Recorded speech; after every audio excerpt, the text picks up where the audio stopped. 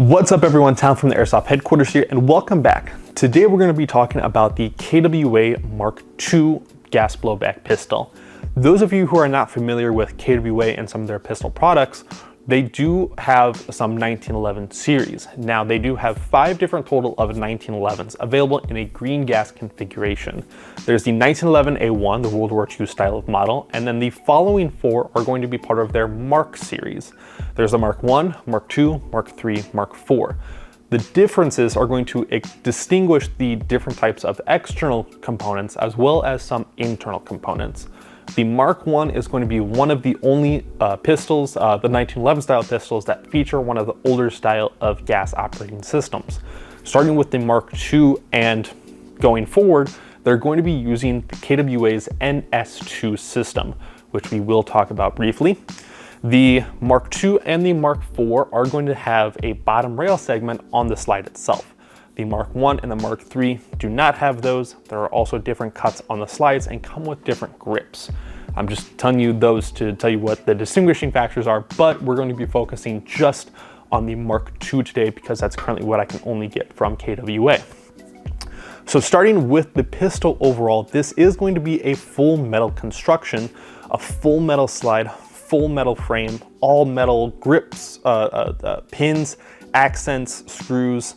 Are going to be a couple of polymer constructions such as the bottom of the magazine, the grips, the barrel, and the barrel bushing, which I'll point out and I will show you exactly why. But to start off the entire pistol, we're going to start at the front with the orange tip that is going to be part of the entire barrel assembly. So that is not a removable orange tip unless you go and cut the barrel itself.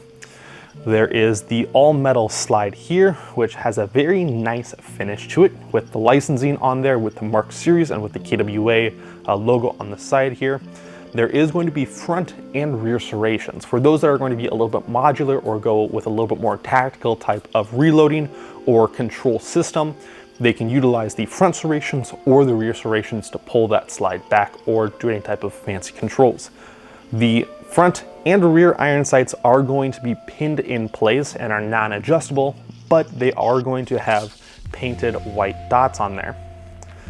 Going back, this is going to be a functioning beaver tail safety that will work in conjunction with the skeletonized hammer here. So with that hammer pulled back, pulling the trigger, nothing's going to happen until you actually press in on that beaver tail safety and then pull the trigger, and it is going to release the hammer. So that is what is called beaver tail safety. Integrated with the hammer is also going to be the ambi safety, which once the hammer is back, then that is when you can engage the safety.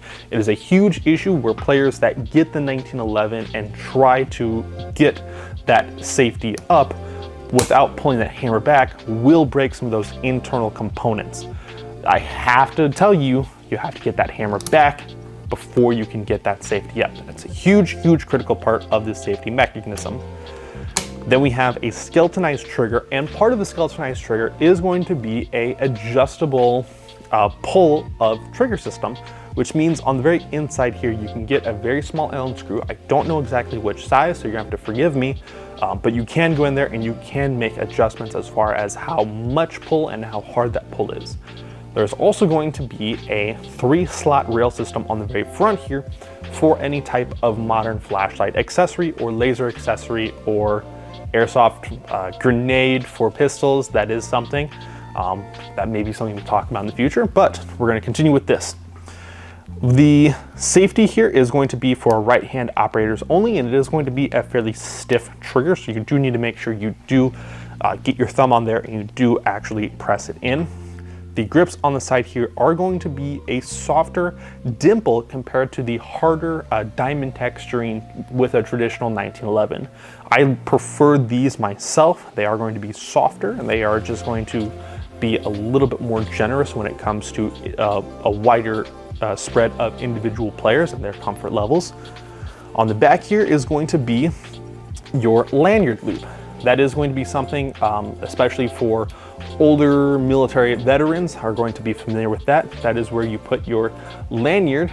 That way when you're going and doing drills with your open top leather or fabric holster, it can slide out, so to prevent it from going and losing itself, You got the lanyard on there to make sure it stays in place. But thanks to some more modern Kydex holsters, it is very hard in order to lose your 1911 while on the airsoft battlefield.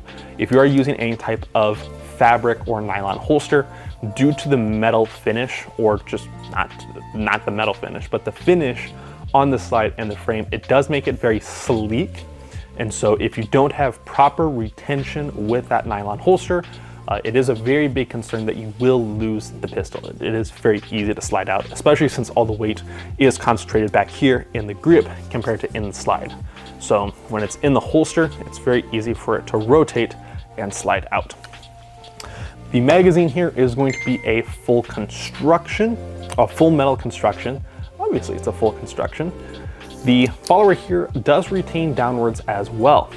So that will allow you to drop the BBs in, which is a little frustrating because we're all more familiar with using a speed loader to drop the BBs in, doing stuff like that.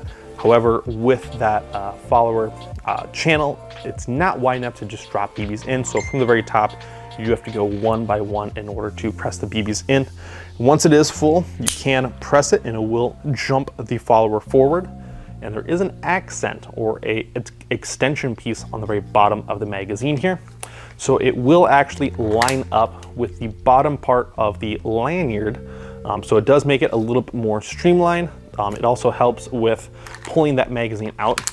Since it does fall out very nicely and freely, that is not a huge concern, but if there is any type of dirt or debris that gets inside of there, you can hook your finger on the bottom of the magazine, and when you press the magazine release, you can assist pulling that magazine out.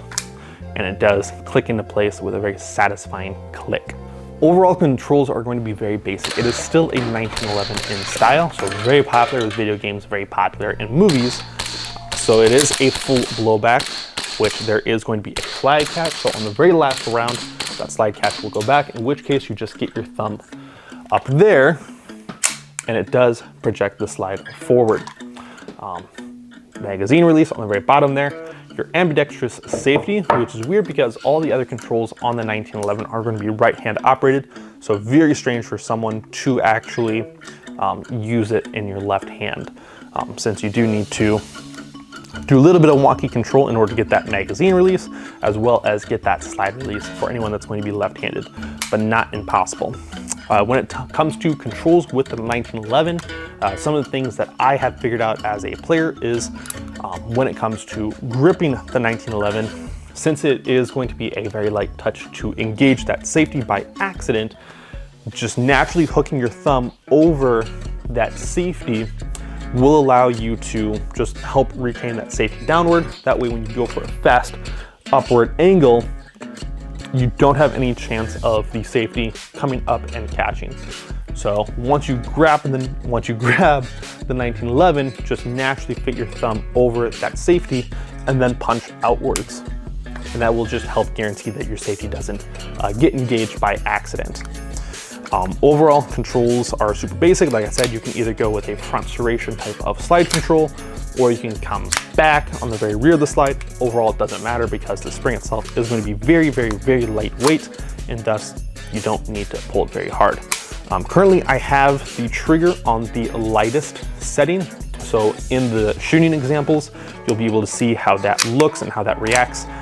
Forewarning, you can get it to a point where it is going to be too sensitive to engage the hammer, just like you can get it too load, or you can get it too loose to function the hammer properly as well. So there is a little bit of space that you have as far as playing with it, but you can get it too far out or too far in.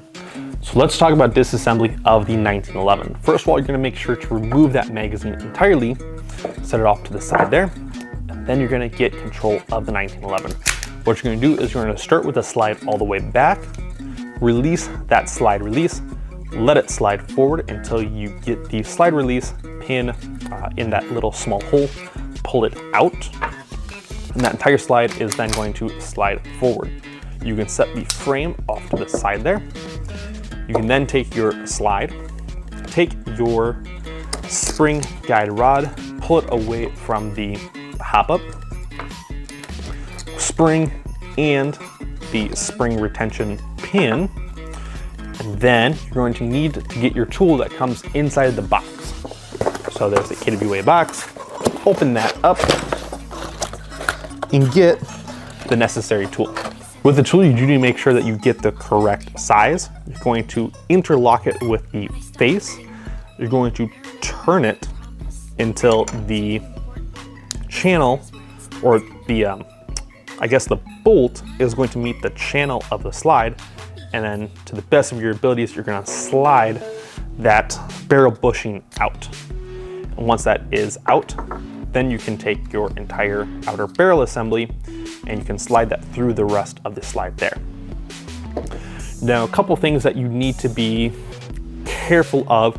The outer barrel is going to be plastic. Same with the barrel bushing, and that is going to be it as far as the slide assembly or components when it comes to the rest of these parts. Everything else is going to be metal in construction or rubber in the case of the spring guide rod. And the reason that the outer barrel as well as the barrel bushing are going to be made of plastic, actually, that's actually metal. It is a very thin and a very light metal, but that is metal. Let's see if yeah, you can hear that clinking, which means just the outer barrel is metal, which happens to be more convenient. It didn't really make sense that this would be plastic, but the outer barrel assembly is going to be plastic. And the reason for that is that the entire slide, being a metal material, will have less friction on it as it continues to go back, which is very critical because the 1911s are going to be shooting at 300 feet per second. It also allows for a faster cycling rate. When it comes to the Ns2 system, the Ns2 is going to be utilizing a lightweight two-stage piston that allows for a proper balance of gas as it goes through the entire nozzle assembly. That will allow for more consistency in every shot to shot as far as air output.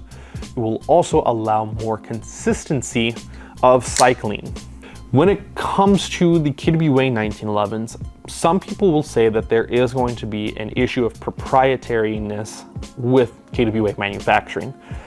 I would say yes, that is inherently true, but no one's going to talk about why it's going to be proprietary. KWA started in 1988, one of the leading manufacturers when it comes to airsoft replicas. So they were one of the first ones when it comes to producing some of these replicas, and thus they're going to be using a more basic style of manufacturing. So what that means is everything as far as the hammer assembly is going to be self-contained inside of there, and the weight back here is going to be significantly heavier, reinforcing all of those internal components compared to some of the other more popular replicas like the Elite Force 1911 or even the Elite Force Glocks. You can go with any brand of gas blowback pistol. That hammer assembly is going to be open and exposed. That also allows for a lack of third-party manufacturing or aftermarket manufacturing for upgrade or customizable parts, which is fine. You don't really need to upgrade something right away. You should, in my personal opinion, something doesn't need an upgrade or to be changed unless something is broken. In which case, if something is broken, it will very quickly show itself and thus can be a manufacturing defect. There's nothing wrong with taking a pistol and upgrading it. However, in my cases that I have seen, when it comes to getting any third-party manufactured or aftermarket stuff and trying to install those, it does inhibit or render aftermarket performance as lower than stock. And those are just my personal experiences. So when it comes to KWA, I'm a huge fan as far as their production of pistols and rifles because they are so basic. They put that thought into that of nothing needs to be available for upgrades or fixing because nothing is going to break. Very, very solid build. Everything has been machined to a very tight tolerance. Owning an Elite Force 1911 as well as a WeTech 1911, one of the big things with the WeTech was the amount of wobble in the slide compared to when it was attached to the frame itself. You know, very noticeable and significantly loose, like very obviously loose, versus this is going to be a tighter tolerance and thus you're going to get better performance out of it. Speaking of performance, let's talk about that. So in one of the review videos that I saw, one of the claims that the reviewer made was that the KWA 1911 was getting about 50 shots per magazine fill. And I thought, well, it's a green gas magazine, it's a 1911, it doesn't hold a whole lot as far as gas or BBs. That's a very, very, very strong claim. So I got it, did some testing, and they were actually right. This actually, with my testing here in a 60-degree warehouse, which is right at the edge as far as the temperature before you start to lose performance, I actually was getting 50 shots per green gas fill of green gas. Sorry, I'm stumbling on my words. So one of the biggest things when it comes to getting good performance with a green gas magazine is making sure that there's no air bubbles inside of here, as well as just making sure you maintain it and it has a good seal with the air piston. So when it comes to getting a good fill with your green gas magazine, what you're going to do is you're going to purge the atmosphere or the gas from the magazine. Especially since here I don't have any gas inside the magazine, I can press inside of there, which allows airflow to get inside the magazine, which is not a good thing. That will change the amount of volume of gas that goes into the magazine, which give it a slight fill. And that's just enough pressure to hit the release button on the back of the magazine. That is going to jettison all of the gas that was inside of there, creating a slight vacuum. So you're going to hit it again, bleed it, hit it again, hit it upright, just hitting it a couple of times with gas as well as changing the position. Because green gas is going to be a liquid, if you do flip it upright, that allows the green gas liquid to go to the bottom, and thus the air or the oxygen or atmosphere is going to go to the top, just like that. So one of the things is that you're going to hold it generally 10 to 12 seconds, just so that the magazine can match the pressure of the green gas. There is a regulatory system on there, and then you're just gonna fill it with BBs. Like I mentioned before, that can be a little slow and time consuming, but that unfortunately is how it's manufactured. You put your magazine inside of there, just like that.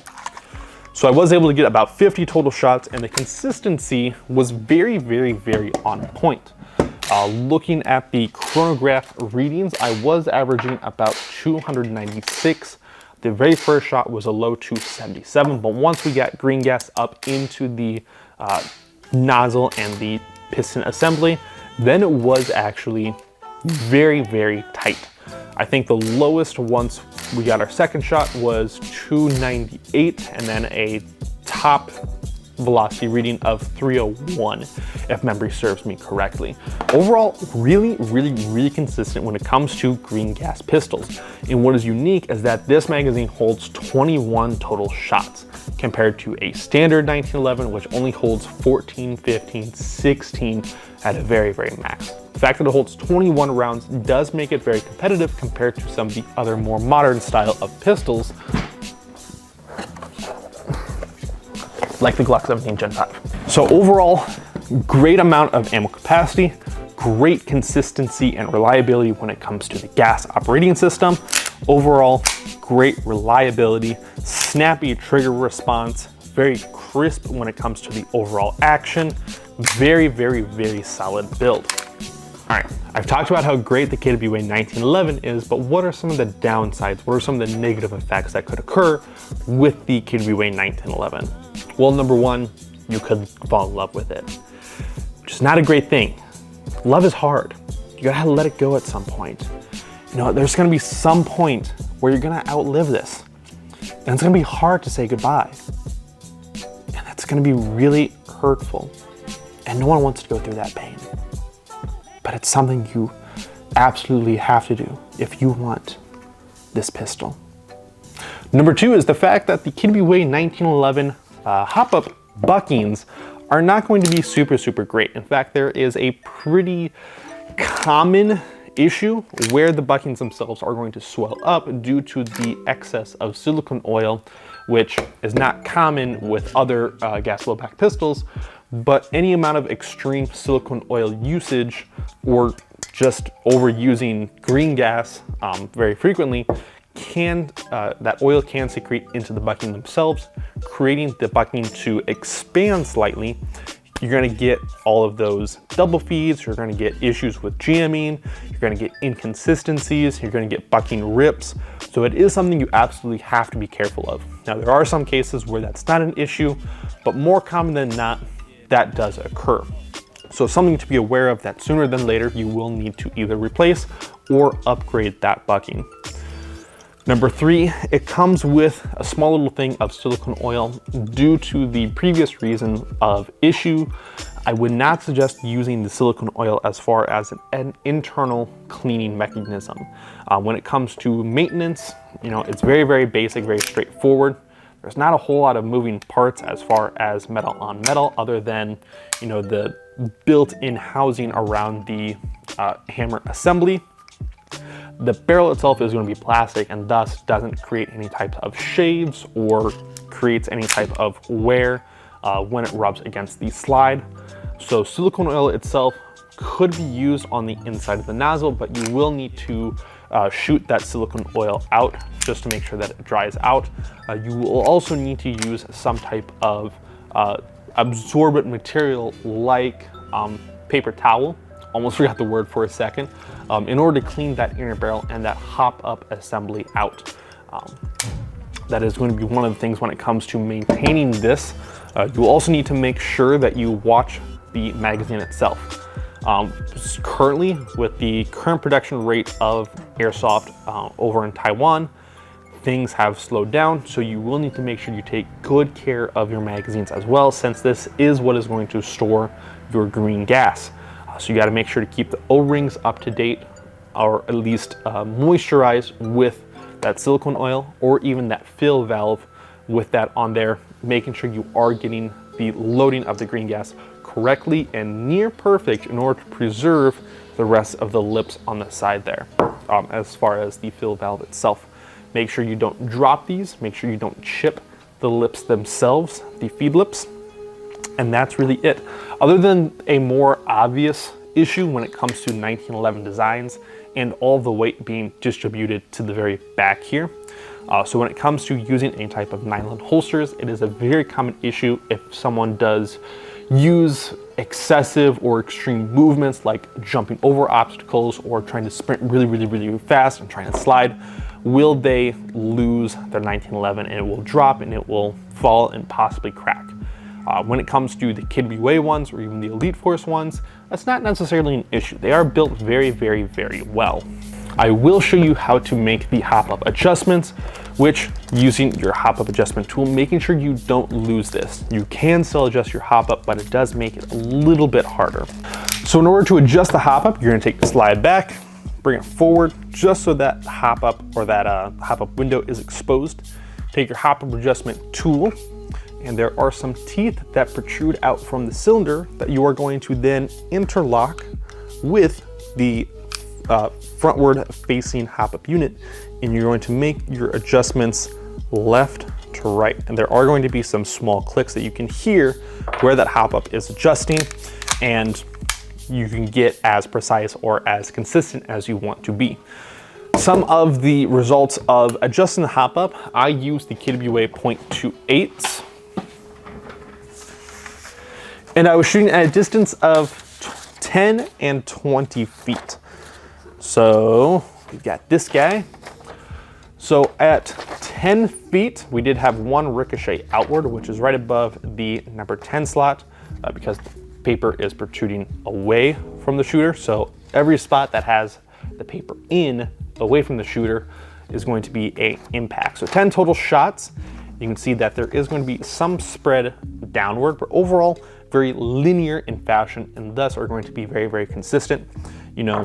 10 feet, if you're hitting an elbow or a foot that's just right around the corner, you're gonna make that shot, no problem. However, due to the short barrel nature of some pistols, this is where you're gonna start to see some inconsistencies at 20 feet. So here's 20 feet. Again, the green is going to mark where we did have a ricochet back at the shooter. And then 10 total shots, 20 feet. And we did have a couple more flyaways, but overall, fairly tight compared to some other gas blowback pistols. This is going to be, not super awesome, but it is going to be on the better end of consistency. Again, something you could probably hit an elbow, would probably take you a couple more shots, but it's going to be very consistent. Out at distance, obviously, going 30 feet, the sizing itself is going to expand further, 40 feet, even further, 50 feet, even further, if it can even reach 50 feet. So, with a short-barreled pistol assembly, you're not really going to retain much consistency. You can make things more consistent by getting a different type of bucking in there, going with a tighter bore inner barrel, or even using 3 O's if you really wanted to. With 2 8s, I had adjusted the hop-up unit, so everything was in control there. So this is currently the result that we have. Overall, a really good secondary sidearm, if I do say so myself. I would not personally use this as a primary, just due to the fact of where those BBs were impacting. 20 feet, not going to be consistent enough in order to range out to rifle competitive of a range. So overall, this is going to be a really solid pistol platform if you are indeed looking for a secondary. If you're looking for a trainer, this is definitely going to do the job as well. Something that's going to be a solid backup, a very good secondary that is going to feel good, click good, control good, overall be really, really, really solid. And those are overall my closing statements. I would suggest picking one of these up if you are looking for something that's going to be just a solid build. Don't look to do anything as far as crazy upgrades. There are going to be some aftermarket options as far as increasing the amount of air volume from the magazine, going with that tighter inner barrel like I mentioned, going with a different type of bucking like I mentioned. But as far as customized slide, customized trigger, customized hammer, as far as I know, there's nothing available on the market that will fit those. But otherwise, if you like the look of a classic 1911, this is a very, very, very good option. If you have any further questions, put them down in the comments section for me. I'd love to go through those and figure out what you guys could be asking and hopefully answer everything to the best of my abilities. Other than that, we're done here. You guys take care, stay safe, stay positive, and have a good rest of your day. See you in the next one.